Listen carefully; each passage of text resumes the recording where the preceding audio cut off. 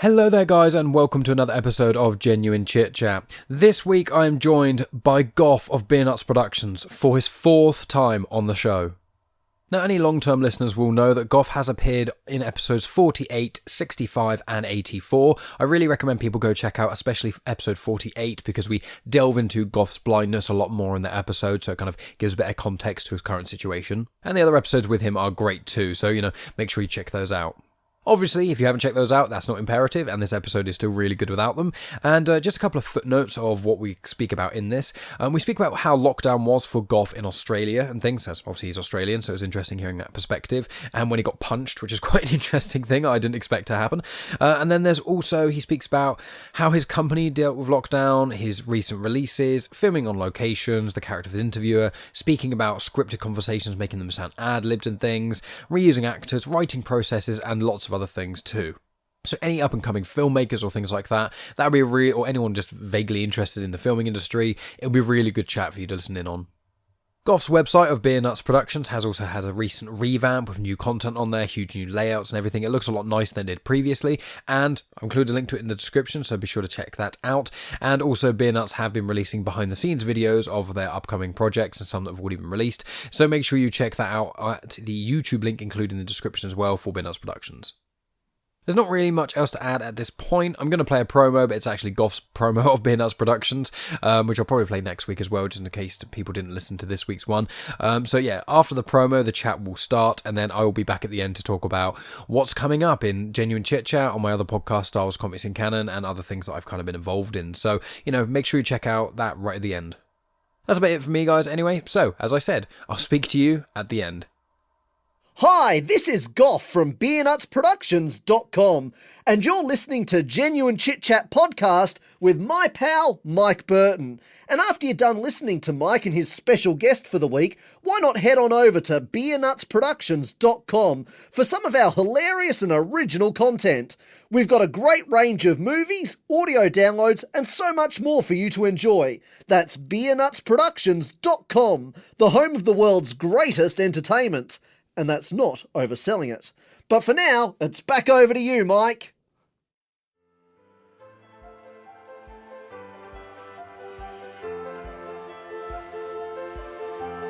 Welcome to Genuine Chit-Chat, where we have honest conversations with interesting people. And I'm your host, Mike Burton.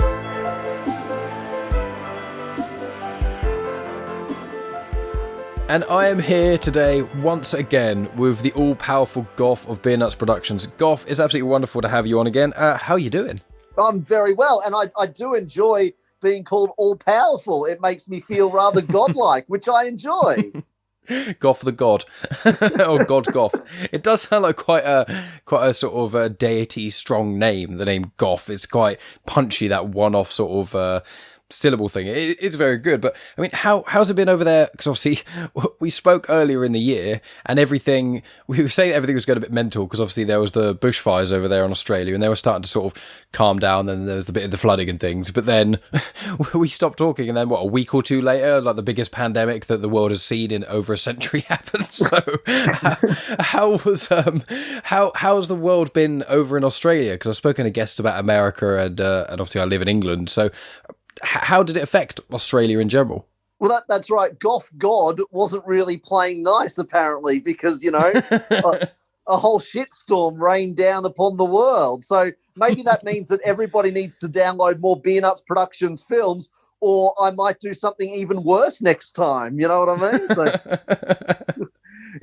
But no, look, we were reasonably fortunate in Australia. I mean, we did have a lockdown of sorts, but it wasn't, we didn't have it for as long or as harsh as what other places around the world did. And luckily for me as well, I also had access to my recording studio. So on the Beernuts Productions website, people will see there's an audio section, and I do 20-minute long audio sketches. And so I ended up putting 4 down, which was not what I had planned to do at that time, because when all of this happened, we were in pre-production on a film. And so obviously that had to stop. And I was just like, well, what am I going to do? And then it actually, Scott, who runs the recording studio, put an ad up on Instagram saying, look, I'm still open because we've got 4 studios. We can put drums in one, guitar in another, keyboards in another.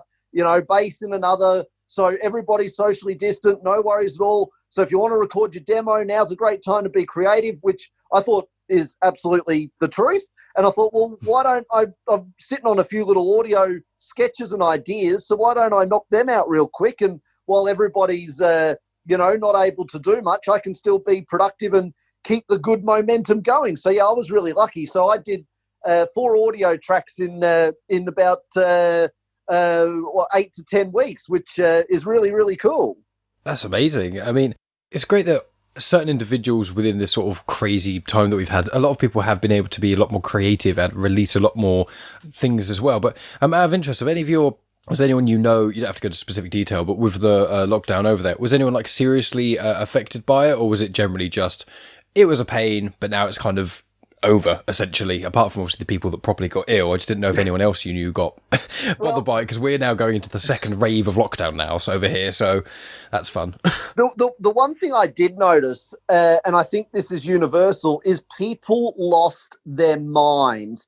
They went cuckoo bananas. I mean, at some point, you just got to take a deep breath, calm down, and do, I think I did a good thing in, I was very shitty at the time because we had to stop pre-production on a film, and I was really annoyed, but getting annoyed doesn't solve any problems or help. So I was like, okay, well, what am I going to do? Because I need to keep this going. I can't stop, because if you stop, then you're not going to earn any money, and you can't eat food and keep a roof over your head. So you got to keep going. So what am I going to do?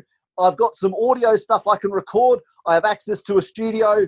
Let's put down some audio tracks. Great. Keep it going, So, but other people, well, me personally, just one experience I had, I was actually assaulted on the street. I got punched. So somebody, wow. Yeah, I'm walking on the footpath, minding my own business, and walking down to the shops just to, buy some groceries. And a guy comes past, and apparently I didn't get out of his way. And I am blind, so I couldn't see him come. And, he punched me. So, that's people, who does that? I mean, I'm sure in normal circumstances that wouldn't have occurred. But people have they lost their minds and went a little bit crazy. So people need to just calm down and take a breath and chill out. You know what I mean? So just... You use it for productive methods. Don't get all upset about things you can't control. Be productive and be constructive. Don't go around punching blind people on the footpath. You know what I mean? I mean, I'm just very sorry to hear that you were obviously assaulting it that way, Gough, but the way you just worded that did crack me up. So, obviously, you managed to, you're productive over lockdown, essentially, and you've been still releasing content, which is amazing. And so, obviously, I've seen 2 of your latest sort of interview episodes and things, and when we spoke previously, it's been about more so the films and things. So, with these more interviewee episodes, do you want to tell the listeners what they can expect if they sort of check out some of because not only the ones before the ones that I've seen, but also the ones that I've seen as well? Yeah, absolutely. So, again, this happened because of the lockdown. So, when we were coming out of lockdown, there were still heavy restrictions on, you can only have 10 people in a place and all this sort of thing. So, again, I was like, okay, well, we're going to be able to film again, but we can't have a big cast and we can't have a big crew. So what am I going to do? So about 4 years ago, I'd done 7 episodes of a mock TV chat show, like a Graham Norton type chat show sort of a situation. And so I thought to myself, well, they're reasonably small because I only use usually 1 or 2 actors at most. So I'd be able to just use a couple of actors, and it only takes a couple of crew members for these because they're very small to do. So why don't I punch out another few episodes of them? So I quickly sat down and thought about a couple of different characters that I could interview.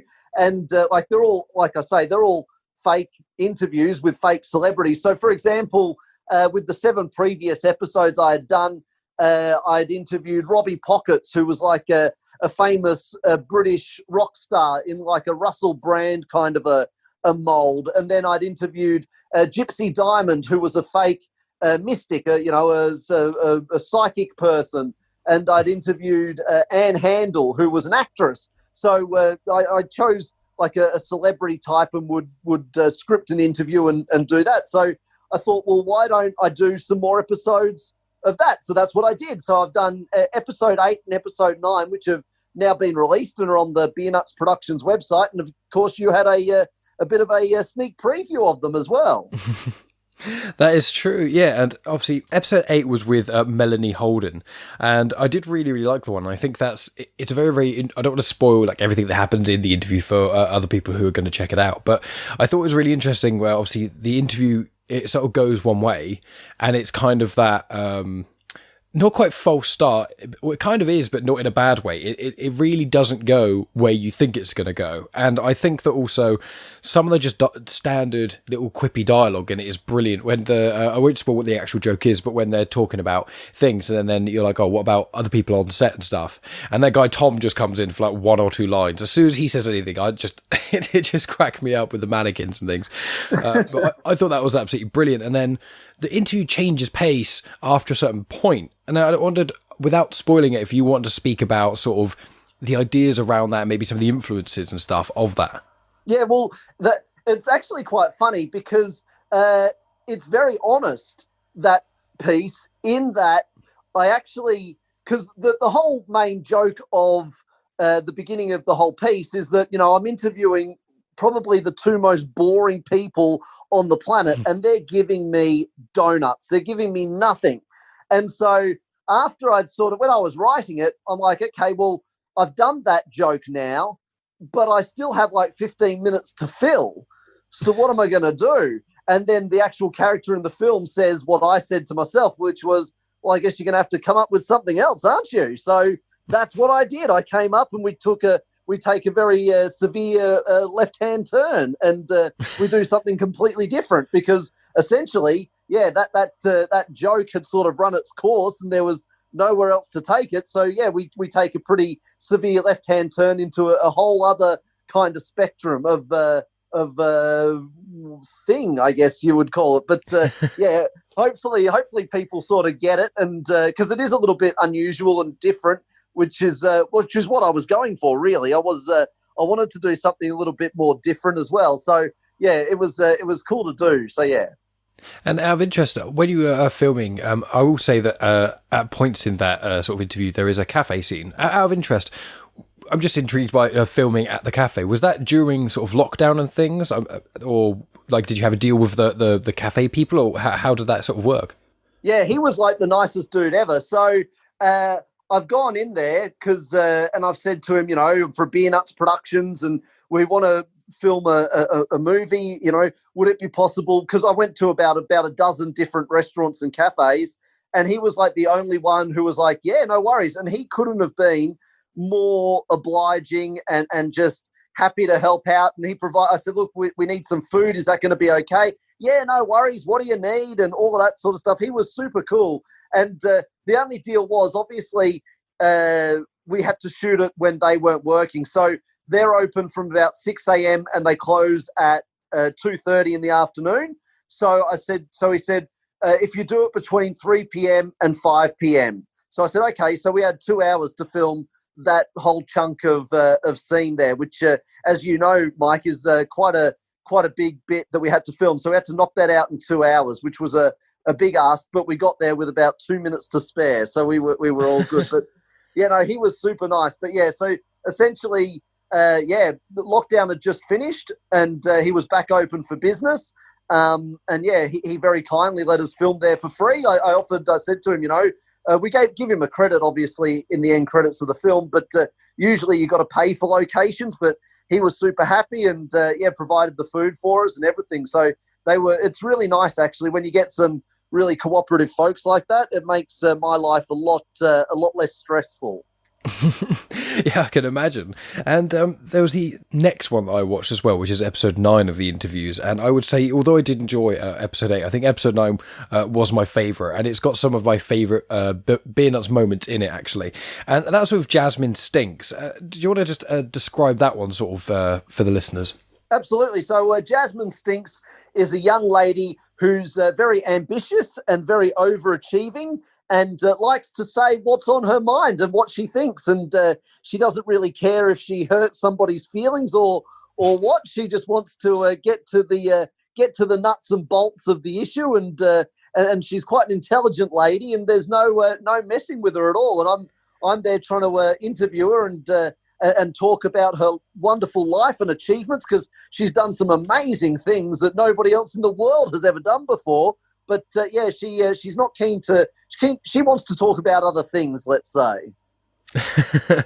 Yeah, and some of the humor in that is some of my favorite as well, because you really nail the self-deprecating humor in that. And I won't obviously spoil any of the jokes and things, but there's like this almost subtle storyline, like a side story going on while that interview is happening. And I just think that that's really, really cool. And I really like that side of things, because when you have a lot of like when you have series with recurring characters or the same like main character in it, I think what you've nailed there is having the main focus of, you know, the person being interviewed or whatever being a big part of it, but you've also got this sort of almost like a subtle biography of the interviewer as a character, because as it goes on in the films as well as the interviews, he does have his like a crazy life of his own.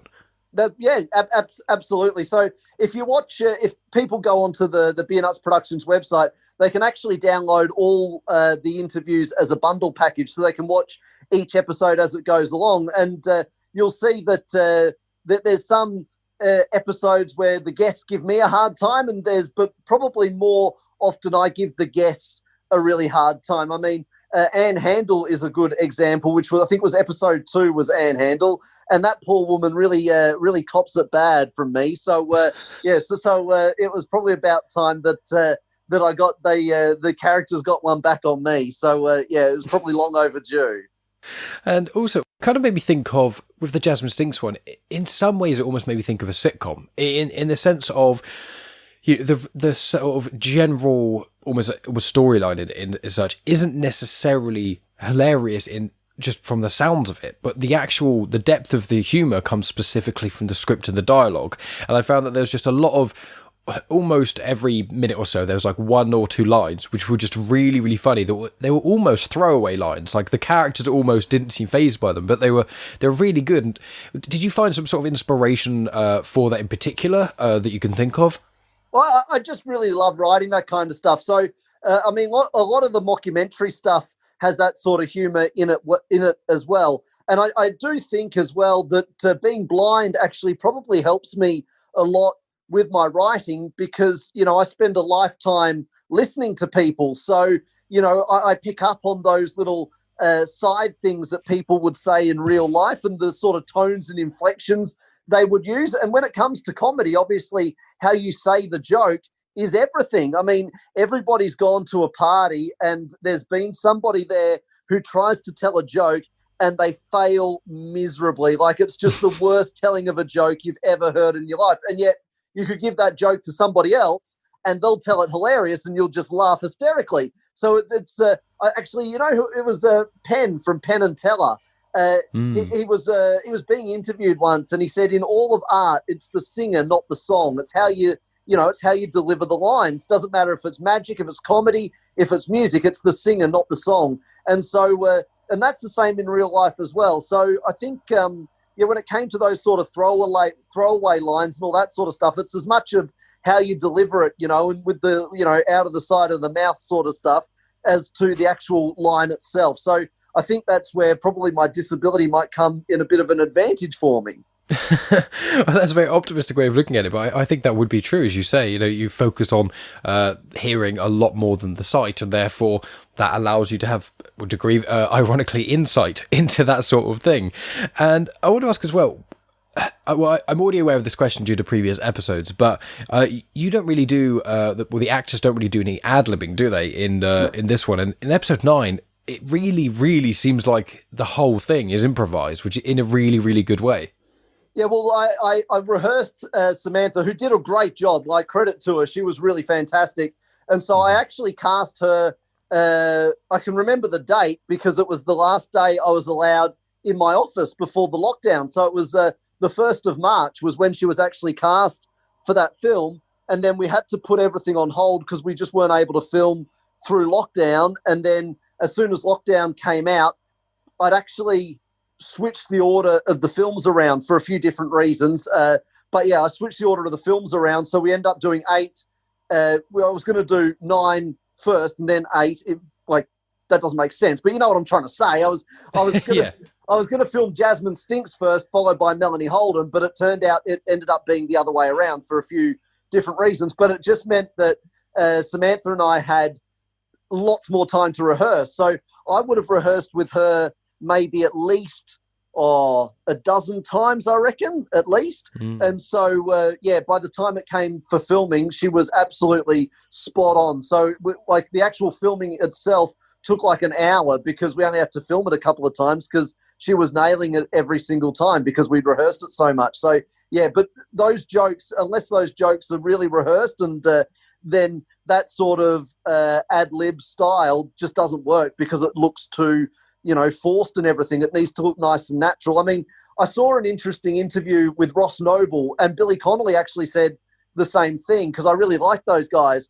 And they said even though when we're on stage it looks like we're doing improvisational work, it's all like prearranged bits. It's just the way we like to present it is, that's a sort of really clever way of doing it. And so, because I love Ross Noble, I think he's hilarious. And so, I think it's a real talent that he's able to take a rehearsed bit and he just makes it look so clean and smooth that you think it's just coming off the top of his head. And that's sort of, like you say, that's the style that Jasmine Stinks is done in, absolutely.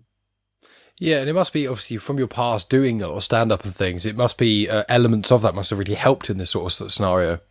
Yeah, absolutely. Because, I mean, when you're doing stand-up comedy on stage, you can't look rehearsed because then it looks bad. I mean, it just does, You need it to look nice and natural, and it needs to flow, and it needs to sound really good. So, yeah, and the same goes with these, actually all the interview pieces, to be honest, the same kind of style. I mean, the Melanie Holden one that you saw as well, when I'm chatting to Melanie Holden and her mother, that's the same kind of thing. Even though it's scripted, hopefully it still looks like I'm asking them questions and they're answering them for real, So yeah, that's absolutely what it needs to be. Otherwise, it's just not going to work. It's not going to be funny. Mm-hmm, exactly. And I have interest with the next one that you've got sort of in line. Have you got, you said about episode 10 that you've got, are you going to have episode 10 and there's going to be more interview episodes coming soon, or are you going to focus after episode 10 more so on the sort of the film you were planning on before lockdown? Yeah, I think that's how it'll go. So I ended up writing 3, 8, 9 and 10 when lockdown was going on, because I didn't know how long lockdown was going to last. So I thought, well, I'll write 3 and then see how I go. So there's no episode 11 actually written. So, so at the moment it'll be episode 10, and then there'll be a film coming after that, like back to doing silly films. So, that's at least the plan. So hopefully it all goes smoothly and the plan can happen like I want it to happen. So, yeah.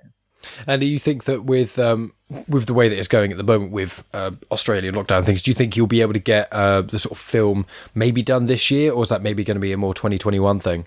Yeah, no, I think it'll be 2021 because we've got to film episode 10 first, and we're already October bound. So I think I don't think I'll get it done before Christmas. I'll definitely not get it done before Christmas. But episode 10, I'm hoping to get done before Christmas. But the film will be next year, I should imagine. And that'll be good because I think after Christmas, over here, at least in Australia, I think it'll get back to pretty much normal come January. That's how it's sort of looking, at least. So, and if that's the case, then I'll be sweet to go on with whatever I want to do. So, yeah, so fingers crossed, if everything goes the way I want it to go, that will be the plan. And do you have any other sort of plans with Beernuts going forward? Have you got sort of...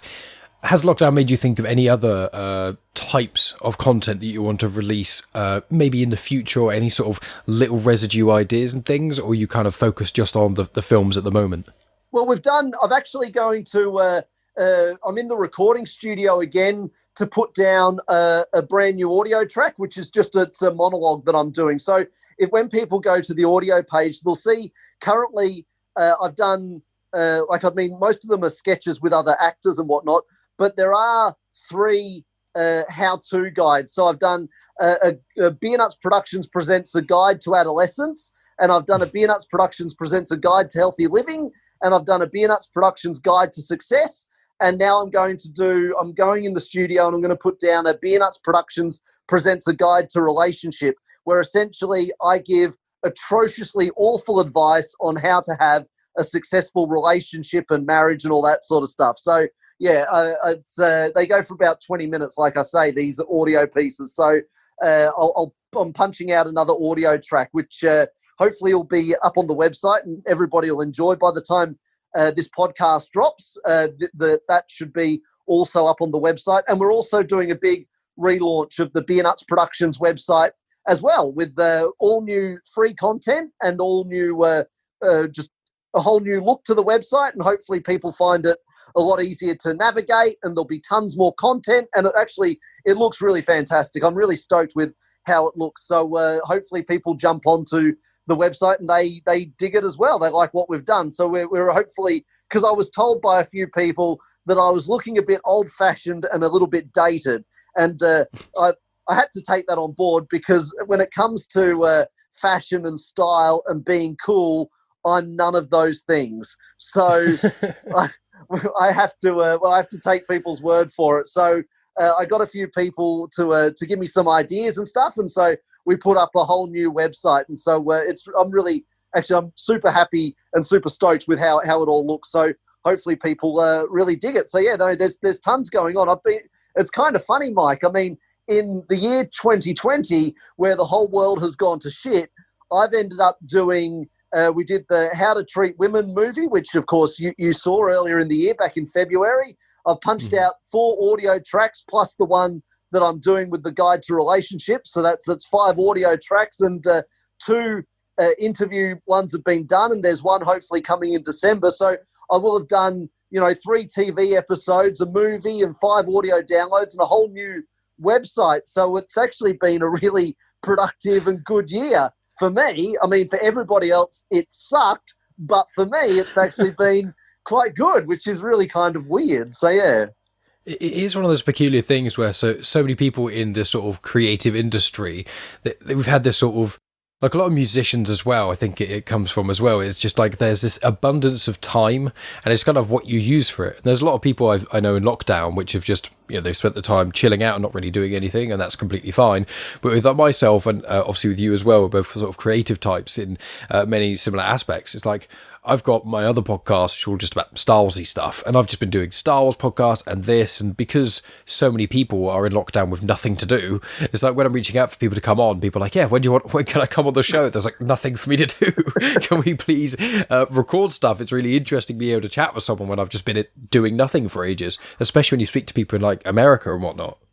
Yeah, no, absolutely. And also, again, I mean, what a great time to be an online entertainment resource like you and I both are, because people, as you rightly say, are sitting at home. They're either working from home or homeschooling, or, they can't get out and about like they usually do. So they're crying out for entertainment, and the only way they can get it is online. So they can hit up the Beernuts Productions website. They can go to Genuine Chit-Chat and listen to some podcasts. So, I mean, it's a really great time to do online creative content, because you've almost got a captive audience that have no choice but to be entertained by you, because they can't go out to their usual places to get entertainment.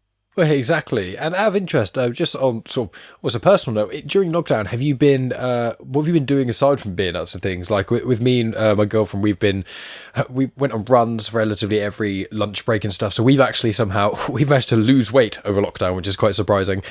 We've been going on runs and things, and we've just been watching loads of stuff. Like since we last spoke, I think me and Megan have watched like all the Star Wars films again, all the Lord of the Rings extended editions, which are like, some of them 4 and a bit hours each. And then we've just been watching loads of series and TV things while I'm working from home and things, my normal sort of air quotes day job. I've just been working from home, so it hasn't been that different for me. But aside from running, we've just been consuming loads of content. And just out of interest, what have you really been doing in your sort of downtime? Yeah, so actually I'm the same. I never used to be a runner, but Shelley, who is a good friend of mine, she's sort of my sighted guide for exercise. So we've been doing lots of running, and then I've got another mate of mine who I've been doing some boxing training with, which has been cool. Again, it's things that people don't usually probably expect a blind person to do, but I love my boxing training, and running I've really been enjoying. As long as I've got a good sighted guide, it's all very safe and all very good. And yeah, when I haven't been doing the Beernuts Productions work, I've hit up Netflix and watched a few different series on Netflix, because I was never on Netflix until about 3 or 4 months ago. So because, well, they're my competition. Don't want to support the competition. But I thought I'm going to have to bite the bullet. And plus, there was a few things that you can only watch on there that I really, really needed to see. Like I was desperate to obviously watch the Breaking Bad movie, which I got to see. And then there's a few other films like Uncut Gems with the Adam Sandler film, which I really dug. And The Irishman was another one. And Ozark as well was a TV series that people had been telling me for years and years and years that I had to watch. So I got to watch that, but a few other little bits and pieces. But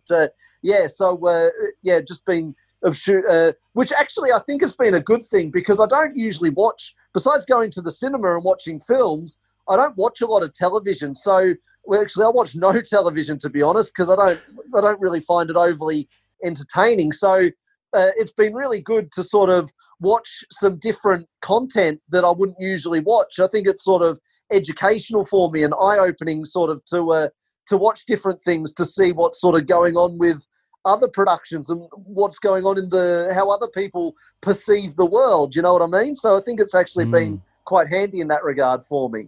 That's really cool. I mean, I saw the first series of Ozark and I really liked it. I thought it was very similar to Breaking Bad in a lot of ways. So I do eventually want to delve onto the rest of them, but my girlfriend hasn't seen them. However, we have seen Breaking Bad, and I love Breaking Bad, and obviously I know that you're a big fan too.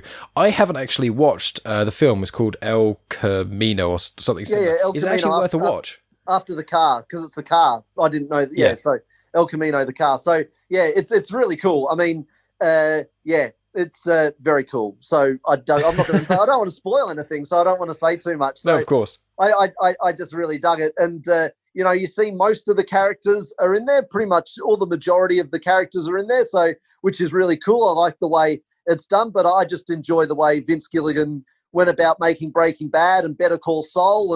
And yeah, I think he's really cool the way he does it. And I love the way it's shot and all that sort of stuff. So, I just think I just thought it was really cool. So yeah, you'll have to, if you guys have seen all of Breaking Bad, then you'll have to definitely check out the film as well. Absolutely.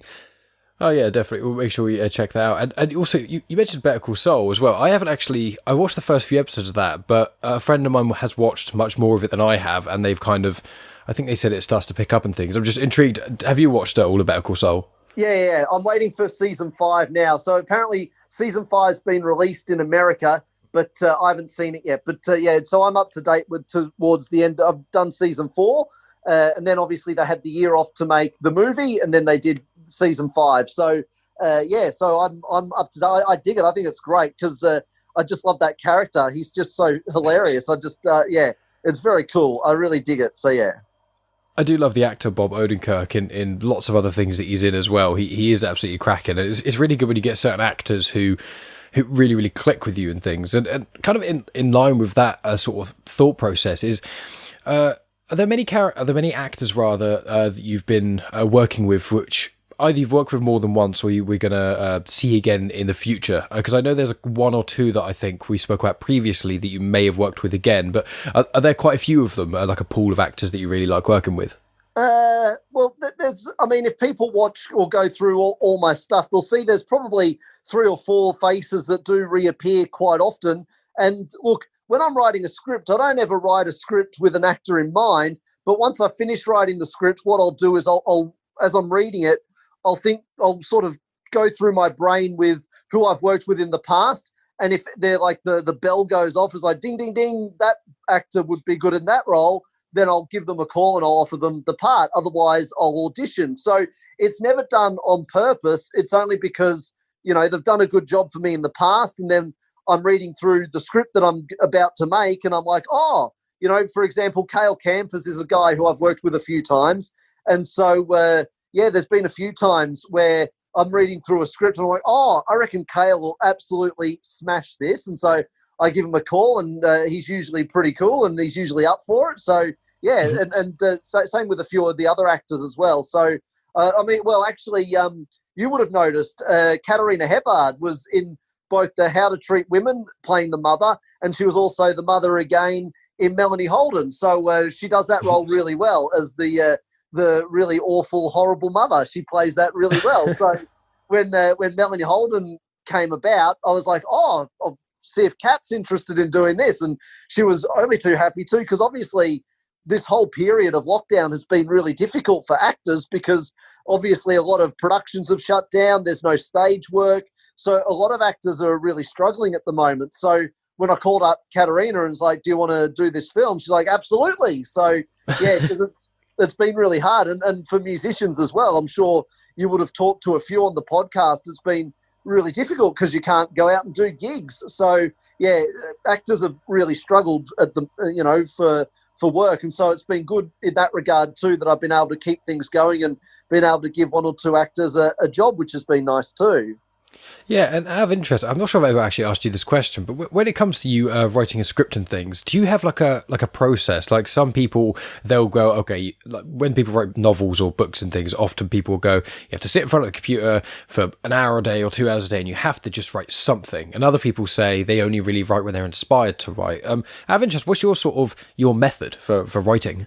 Yeah, I'm more the second type. I don't think you can sit at a computer because if you force it, it won't be, well, for me, it won't be funny or entertaining. You see, you can't force it at all. So it's only if the idea comes to you and then you can sit down. And I write things reasonably, like I take a long time to edit my work, but the actual bare bones of the script gets written pretty quickly. So once I get the idea, I sort of rattle through it pretty quick. And then I spend a long, long time reading it through and editing and editing and editing and editing. But the actual bare bones of the script is written really quickly. Like within a couple of days, it'll be done. So that's why I'm able to, like, for example, that's why when lockdown came out, I was able to grab, because I always save little sketches and things that I write and little ideas. So if I have a really good idea, but I don't know how to sort of flush it out, I'll write it down and then I'll just save it and leave it. So that's when lockdown came on. I was going through all of those to see what would work as an audio piece, and that's where I got my 4 audio pieces from.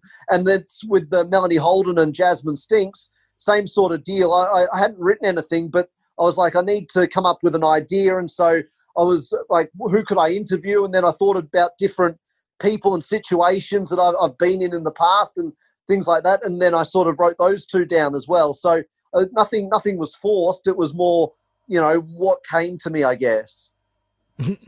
Yeah, because I was thinking with something especially like comedy, it's one of those things, like if it was, a documentary series or even a drama, I feel like you could probably kind of force yourself to write that. But comedy is such a weird, it's so weirdly fluid and organic that, yeah, it's as you say, like it kind of links to what you said earlier. If you force it, it won't work. It's like if you're at a party, if you get that thing where if someone cracks a joke and people all laugh, and then you see certain people, their eyes light up and they go, oh cool, people think I'm funny, and then they try really, really hard to be funny when there's not really any substance there, and then they just fall flat. So I can't imagine that writing in comedy can really be similar to that.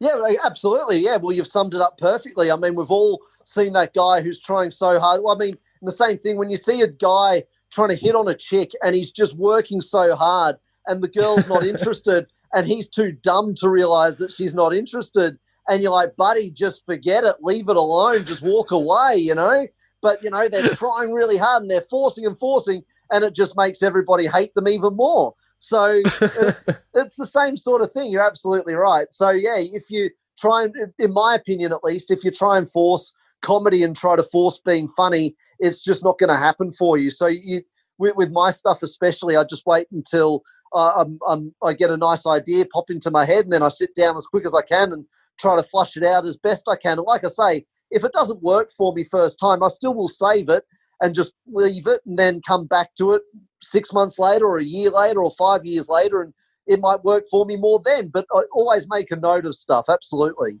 Yeah, because I can imagine as well with a lot of your films where they're common themes, but a lot of the time they're sort of individual sketches in a lot of ways. So it's like, I imagine you could think of like every now and then you think of a sketch and you go, oh, that's really cool. And then you kind of pocket it. And then when you go to make a film, you go, oh, actually that film, like if you thought of like with the How to Treat Women and things, you could think of, oh, well, that's kind of maybe in some ways sort of self-deprecating to women in a funny way, but it doesn't really fit in with the film I'm making at the moment. But then later down the line, when you're making a film specifically about that sort of thing, you go, oh, there's a sketch that I couldn't really figure out how it would click in with other stuff, and you can kind of fit all the pieces together, which might be, it's probably one of those good things about making almost in a way themed films when you sort of release them.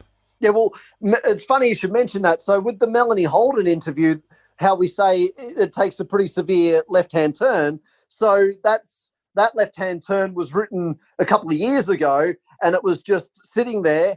And so when I'd written, like I say, I'd written the interview, and then I'd needed to fill an extra 15 minutes, and I was like, well, what am I going to use? And I've got, I wanted to get something filmed pretty quickly, so I was going through all the different things, and I was trying to. I had, as you rightly say, I had, a sketch here, and I put that in, and no, that doesn't work. And so I took it back out again. And then I tried a different one, and no. And then I came to the segment that I did use that had been written, and I was like, that'll work. And so I put that in. So that's exactly what happened with that. So that 15-minute chunk had already been written a couple of years ago, just waiting for an opportunity. And the opportunity arose. So I used it. So, the old waste not, want not kind of theory kicks in, Exactly. And I want to ask as well, I thought of this when I was watching the Jasmine Stinks interview, was that, do you ever get people, because obviously you've got your camera equipment and sort of audio equipment and that sort of jazz, do you ever actually get people, when they see you film, kind of interrupt filming or talk to you about it, or kind of question what you're sort of doing and stuff when you're filming on location? Sometimes. I'm just trying to think if there's anything in particular. Which one was it? It would have been the environment one, and we were on the beach filming a scene for the environment mockumentary that we did, and there was a busybody old lady who just would not go away, and so there's an even worse one I can tell you actually with Simon, my production man. He ended up going absolutely apeshit. It was actually quite funny, but we're filming, one of the first things we ever did was the Beernuts Productions promo video. And the only reason it's called that is because I couldn't think of a better title. It actually has a proper story to it. But like I say, I couldn't think of a title, so I just called it the Beernuts Productions promo video. And there's a scene where I'm sitting at a bus stop. It's actually, if you look on the website, you'll see it's the poster for it, where I'm sitting at a bus stop and we've done a split screen, and I'm having a conversation with myself. And so we're filming that, and so essentially I have to do my monologue all in one go because obviously I'm reacting to myself who isn't there, if that all makes sense. So yeah. Simon's standing on the road filming me. Now, we're on a quiet back street, and I'm sitting at a bus stop. We've got a camera. We've got witches' hats around, those big orange cones, so that people know something's going on, so that, he doesn't get hit by a car. And a driver comes by and he's like, "What are you doing? You're blocking the street." And Simon's like, "We're filming, buddy. You've got plenty of room to go around. There's no trouble. Everything's happy. We're all good." And the guy in the car just wouldn't let it go. And Simon started getting really agitated. And I'm like, "Buddy, Simon, just be quiet so he'll go away now, But yes, that was one where that wasn't the makeup lady got a bit freaked out because I think she thought that a big fight or something was going to happen between Simon and this dude in the car. But that's probably the worst one was that one. But for the most part, I specifically choose locations where I know we're not going to get bothered, and times of day where I know we're not going to get bothered. So if it's like Jasmine Stinks was filmed in a park, so we filmed that in a like 8 a.m.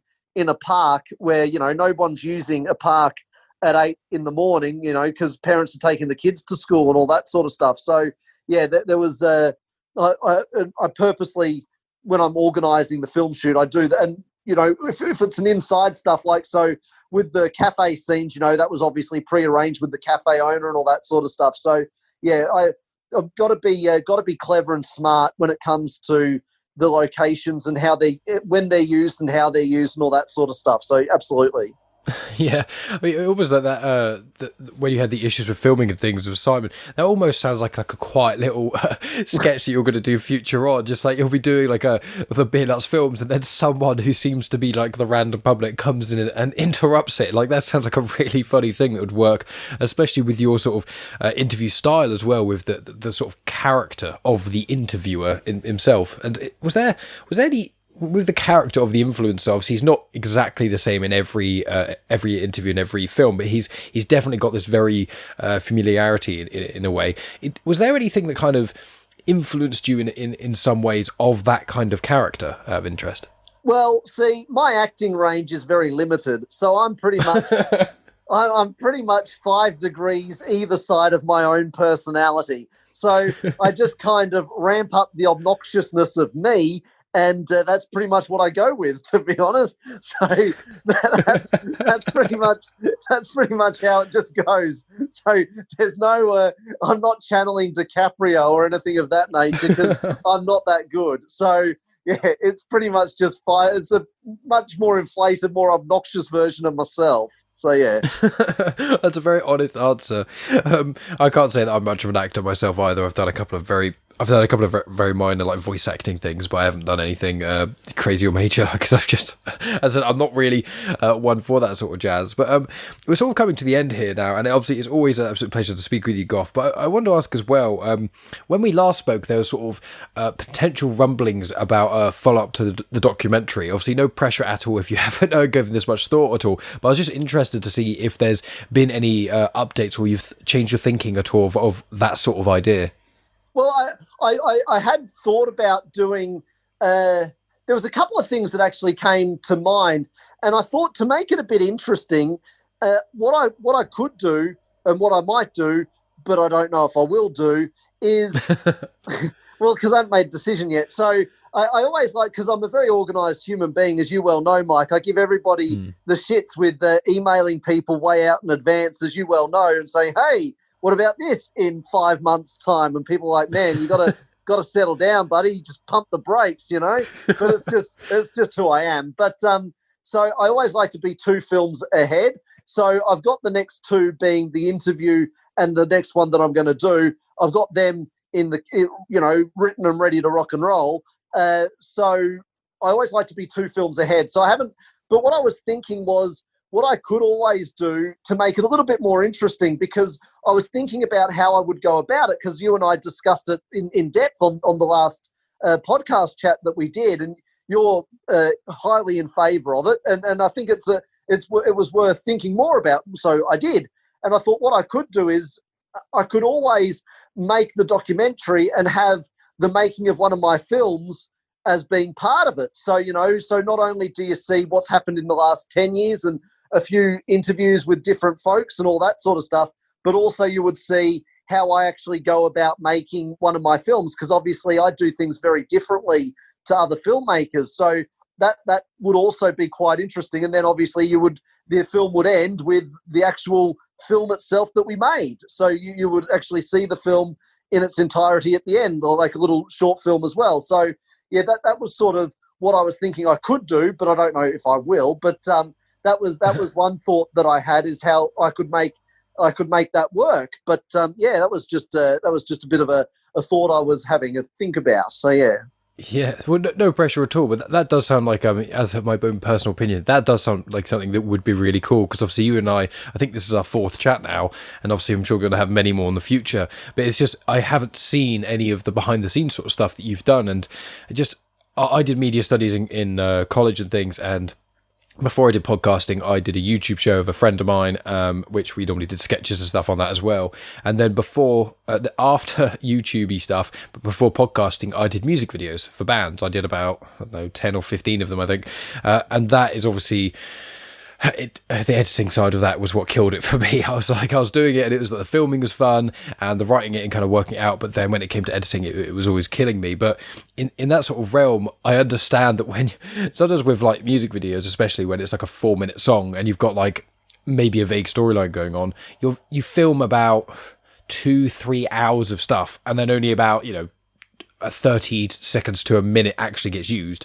And people in that, just using that as an example, people really don't understand how much other stuff there is behind the scenes. It's the same with podcasting. Like, people think I just press the button, the mic goes on, I talk to someone, press the button, and then it uploads everywhere magically with all the descriptions and all the promotion done and I'm sure, see yourself, where you have much bigger production things than I do, because you've got the video element of it as well, which I remember being a pain when it was with the YouTube stuff as well. I mean, that behind the scenes stuff is just, people don't see how much extra work goes into this sort of thing.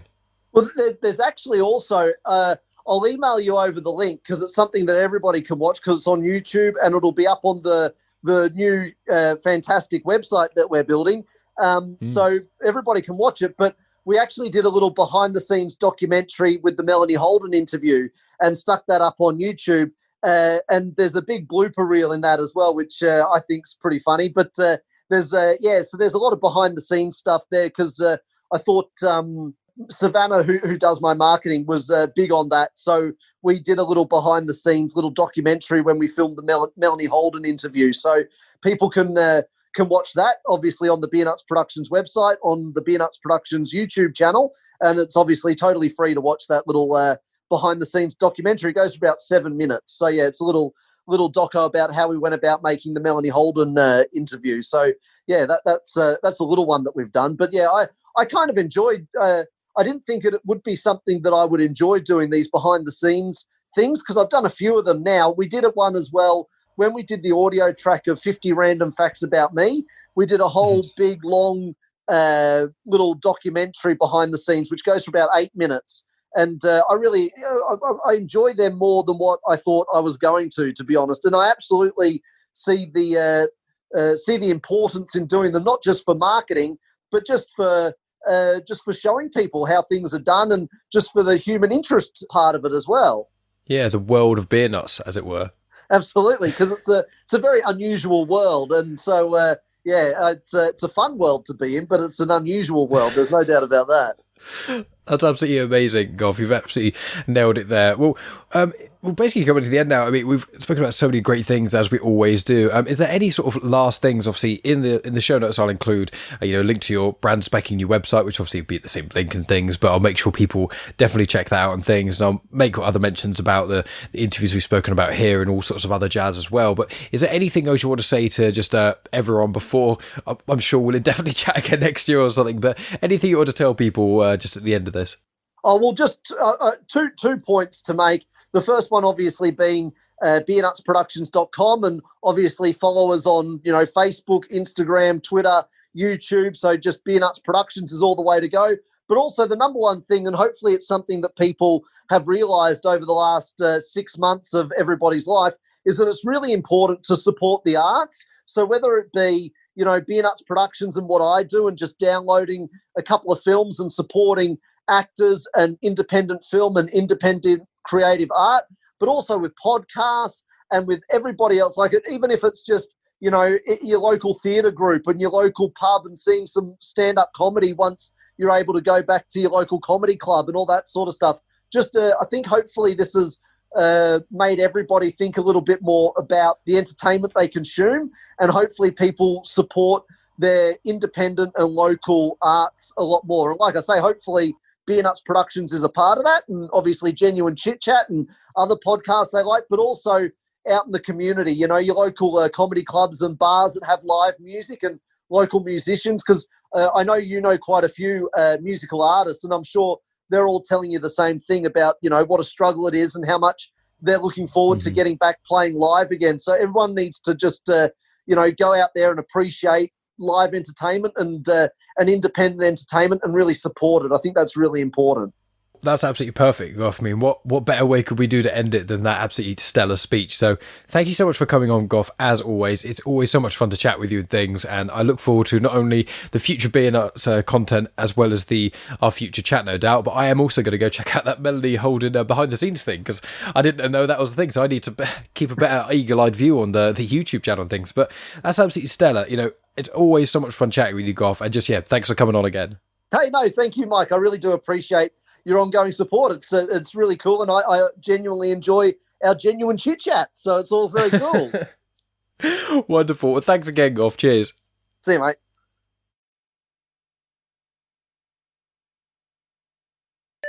And that's the end of the podcast. Thanks as always for tuning in, guys. As I said in the intro, make sure you go out and check out the new Beernuts website as well as the YouTube channel too for loads of other free and paid for Beernuts content. So coming up and whatnot, I just want to remind everyone that last week was my part 2 of my chat with Jarrod Speed, the entrepreneur and creator of Limitless Float, which is an incredible place, and I really recommend people go check that out, just because I don't think enough people, especially in the UK, know what float tanks are or anything like that, and I had a fantastic time chatting with him, so make sure you go check out that episode too if you haven't already. And coming up, So on Monday, I've got a podcast recording due with the front person of a band, which I'm very excited for. I'm not going to talk too much about that because, I don't want to jinx it or make anything happen. I've also got another podcast recorded with a author, actually, of some books that I myself have read, which is amazing. I'm not going to go into detail about that either because I also don't want to jinx that one. As you guys know on the show, I only really talk about guests when I've actually had the episode recorded with them, or if it's a returning guest, it's normally something with that. In a couple of weeks' time as well, I've got a recording due with someone who's creating a fan film for the Green Lantern, so that's quite exciting as well. So quite a few different things coming up, and I've got other things in the pipeline which are either soon to be sorted or will be sorted. It's either soon to be sorted or are kind of a step away from being sorted, so that's quite exciting in that regard too. I'm going to be appearing on other people's shows as well. There's 2 or 3 collaborations / appearances I'm doing on people's shows. 3 that I can name actually. One's going to be on the 20th Century Geek podcast, which I do have 2 episodes recorded for the 20th Century Geek podcast, which are going to be released likely not next week or the week after, but probably the week after that, because I've got the recording with this person on Monday, and I'm hoping to release the chat with them basically straight after. If it's going to be a really long chat, might be a 2-parter. Who knows? We will find out. But lots of interesting, exciting stuff going on in the Genuine Chit-Chat camp. Make sure you go check over Comics in Motion, the podcast itself, and there's a different show on there relatively every day of the week. I have my other podcast on there, Star Wars Comics in Canon, and multiple people who've been on the show have got another show on there as well. So multiple people who've been on here, Genuine Chit Chat, have got a podcast on Comics in Motion as well, which is quite exciting.